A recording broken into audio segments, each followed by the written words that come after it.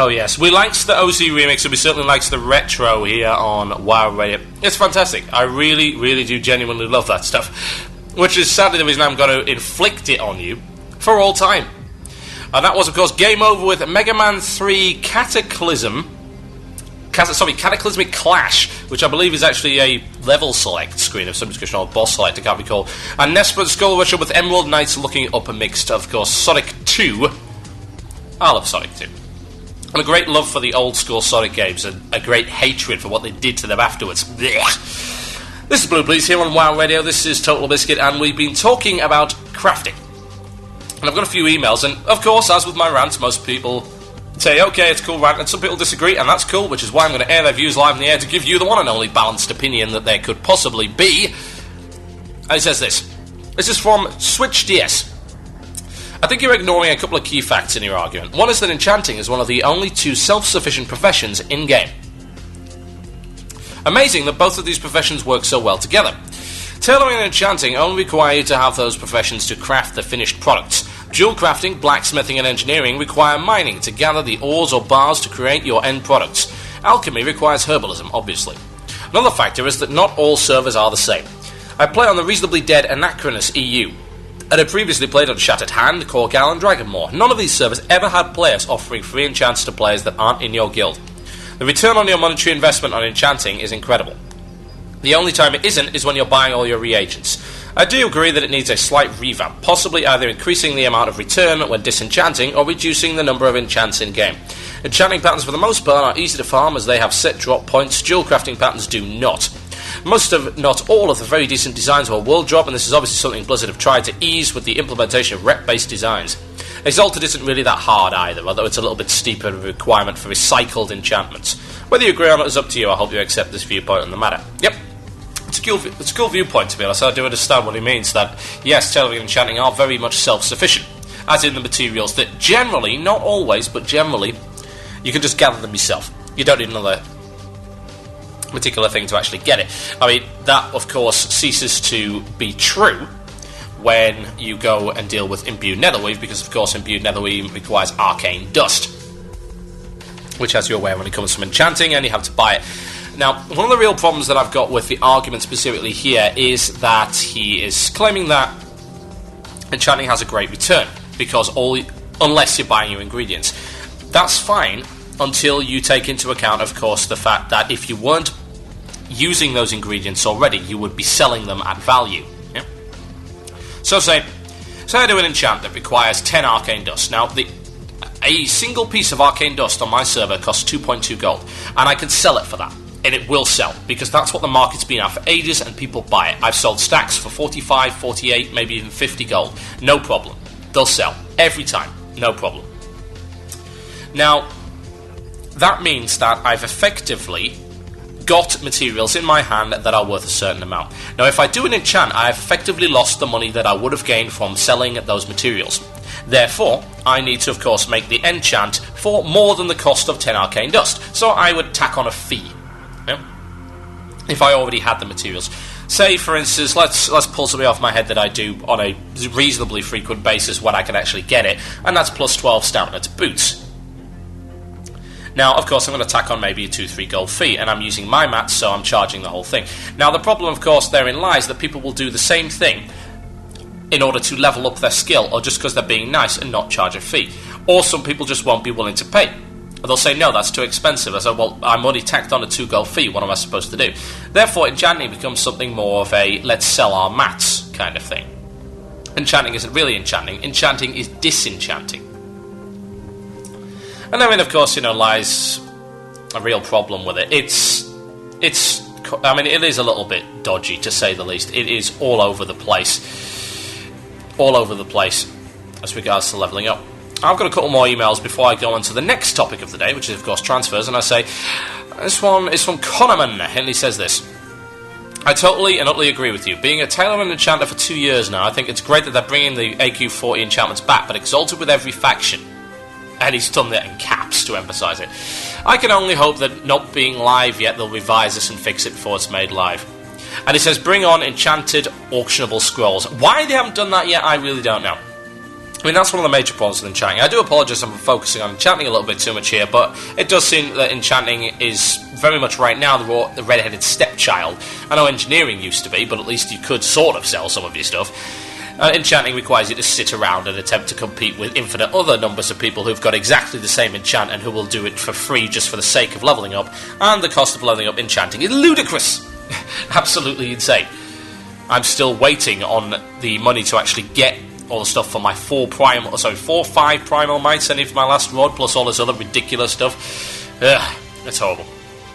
So yeah, can we draw any conclusions? Well, adding rep-based enchants and rep-based anything is okay. I have no issues with them being there. The problem is, of course, that people are going to want to catch them all. And if you put everything into one, or everything into one profession, so let's say you take every reputation and you put something for each profession in it, then you are forcing people to get exalted with everything in order to get the stuff they need to make the money. Now, say, have a look at Consortium Rep. You'll find that a lot of the patterns available there are dual crafting. Yeah? They're not all dual crafting, but they are very much centred on it. And that's cool. I think that's reasonable, because their entire theme is jewels. You can see, the whole idea of collecting your package of jewels from them and all the stuff. It's very much an optional faction. Yeah? It's an optional faction and it benefits one profession more. Yet, there don't seem to be so many factions like that for others. We don't have enchanters and blacksmiths or whatever don't have the consortium style faction, which gives them a large number of recipes. Of course, that is not universally true. It varies from profession to profession, but I would say that there is certainly an imbalance right there. Anyway, I'll of course give you the opportunity to email over the week, and I might come back to this topic next week and see what is actually going on as regards to the PTRs and whether or not they're actually going to change any of this, and if there's been any more announcements as to 2.2. Honestly, I shall leave it right there. I do apologise, I'm still attempting to get over this cold that ravaged my throat last week. Now, we seem to be on a ranting theme right now, so let's continue it with something completely different. And that's the idea of transferring from US to EU, EU to US, and, of course, everything in between. This has been a topic which has cropped up from time to time. It's never been a big topic. The reason for that is, of course, that the majority don't want to. The majority have no use for US to EU and EU to US transfers. Why would they, after all? It's irrelevant to them. They don't want to go and play on an EU time zone or a US time zone. The people that have use for it are either those who are on a bizarre sleeping schedule and are in other guilds on completely different servers and even completely different time zones. They'll actually raid there, and that's fine. You'd notice that D&T, for instance, had a couple of EU members, Bloodshot being one of them. That's fine, because he could still raid because his life allows him to do that. Now, the problem, of course, therein lies that people who move time zones or, for whatever reason, want to go and play with, say, a friend on the US side or a friend on the EU side, have to re-roll in order to do that. Now, what's the problem with that, you might ask? Well, to start with, getting a US account, it's not difficult, but it's not like they facilitate it, let's face it. You can't go and buy it in the shop. You've got to go and download your client and set up an account and all that kind of stuff. Generally, the easiest way is to get a friend to buy you a US copy or an EU copy and just put in the CD key and away you go. Or set up an account that way. So, I mean, there's an initial barrier right there. It's not a big one. It's not a big one, but it's there. It's just a kind of starting sign, kind of one of those warning lights that say, we don't really officially support you doing this. Now, those who have, for instance, decided to play both, or are using their EU client, of course they're using their EU client if they've got EU discs, in order to play, are also screwed. Why? Every time there's a patch, they effectively get a day where they cannot play at all, and sometimes even longer than that. I'll give you an example. I used to play a US account using an EU client. Now, that would allow me to play on the server, no problem. All I needed to do was change the realm list. However, when it patched, when there was a US patch, I would be unable to play until the EU patch was released. Of course, this operates the other way around as well. So, it's very much a case of if a US person was playing on EU and they upgraded, they would be screwed for a day on EU side. So, again, a lack of support there as well. The clients aren't vastly different, but they're different enough to make it so that you cannot join an EU server using a US patch. At least if you're using that kind of client. So if you're using an EU client, the US patch isn't going to work. What that means, of course, is you get locked out of the server because your version is invalid. Not a major problem, again, not a big issue, but it's an issue that is there, and it was an issue when they were doing very regular patches. I had a few friends who were doing the same thing. We'd gone and played US on our EU accounts or whatever, and when they were doing weekly patches, very small things, we would effectively lose a day of gaming time every time. And that, of course, adds up. 4 days of gaming time every month lost? Yeah, not too reasonable, especially if you're attempting to do raid content or group content. Not too reasonable. But okay, we can live with that. Now, this is what's really puzzled me, and that is why on earth can I not transfer my character? As you're well aware, of course, this is an issue that directly affects me. I am now in the US, yep? If I stay here, which I most certainly intend to do, if I get settled down, get a job, have the happy family life and all that kind of good stuff over here, I'm not really going to be able to raid with an EU guild anymore. It means my character, after 2 and a bit years of progress and work, has effectively become worthless to me. Now, what options do I have? What options does anyone have who are in a similar situation? Of course, there are other people who have fallen into this situation. They are the minority, which I assume must be why we're being ignored on this issue. I mean, it's not like I can see any particular reason why the game itself would be harmed to allow a transfer across to the other side. So, I mean, let's have a look at it. Let's try and think about it logically. Why not? What are the options that I've got? I can re-roll. Okay, yeah, cool, I can re-roll. But I don't want to re-roll. Why do I want to re-roll? Well, I leveled a character already. 2.5 years worth of work. Yeah, it's not a very impressive character, but it's mine. You have to feel some kind of emotional attachment to a character if you've played it for that long. I think it's just completely natural. You've nurtured it, it's grown into what you want it to be, and you feel like, well, yeah, I kind of been screwed over a little bit. Because I am not able to play it on US side. I'm not able to bring it over. So what's my options? Well, re-rolling? Yeah. Well, I've just stated why that's a bad idea. I don't see why I should have to work in order to create a character. I mean, I've been working on that character for 2 and a bit years. Logic then dictates that to get a character to a similar level of progress and actually do, the same kind of things, I'd have to spend another 2 years doing it, and that's just silly. So what can I do? Well, I could trade my account. Of course, that's not legal.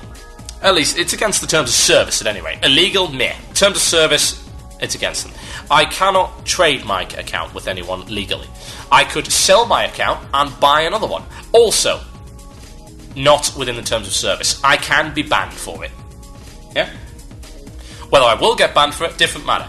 If I were to sell my account, or trade my account, I am putting my character at risk. Serious risk. And for a character that you spent that long on, you don't really want to do that. It should put the fear of God into you more than anything, in my honest opinion, that could happen to your character. That terrifies me. That's why I would never, of course, do anything like that. So, those are my options, effectively. I either re-roll, or I buy, sell, and trade, which are all against the terms of service. That is a huge problem for me. It really is. I find the idea of not being able to transfer to be ludicrous, because I can't think of a reason why. Usually, most Blizzard decisions are backed up by reason, as in, you can think of a reason why. Yeah? I could certainly think of a reason why behind pretty much 99%. Let's just pull a number out of my arse. 99% of Blizzard's decisions, I can see the reason behind them. And while we may criticise it, they'll at least have a reason, and generally speaking, that reason will be pretty good. Maybe it hasn't taken into account everything, maybe it's a little bit one-sided, maybe it's from a point of view that you not necessarily would understand or hold yourself, but the reason is there. But for this, I just can't think of it. I really can't. I cannot think of a single logical reason as to why. Are you telling me that there's technology problems? Do me a favour, seriously. Welcome to the internet. The World Wide Web, not the America Web, not Europe Web, not Japan, China Web. Worldwide. Transferring data is the entire essence of the internet. You cannot seriously tell me that something is wrong there. How difficult would it be to save a snapshot of a character and replicate it? We already know it can be done. How do we know that? Public character transfer? What am I talking about? I am talking, of course, about the public test realm, where you can replicate your character. We already know that a snapshot of a character and replication can be done because it's already in the game. Okay? Which means that obviously a copy can be made. The technology is right there. So how difficult can it be to transfer? I want some of you, over the course of the music break, to try and think as to if there is a single logical reason. I mean, I've been looking around for blue posts on the issue, and all I can find is no, we're not doing it. No particular reason, just no. And that is senseless to me, it really is. And people might think that maybe I'm whining. Maybe it's all a personal thing for me. Well, not really, and I'll come into why after the break. A brief interlude, of course, before Second Wind. Yes, I did just say... Where is my sample? It's here somewhere. Yeah, there we go. Wonderful, I'm totally pro today. You're listening to WoW Radio. Captain Dan coming up right now. All you real swashbucklers, put your hooks in the air. Enjoy.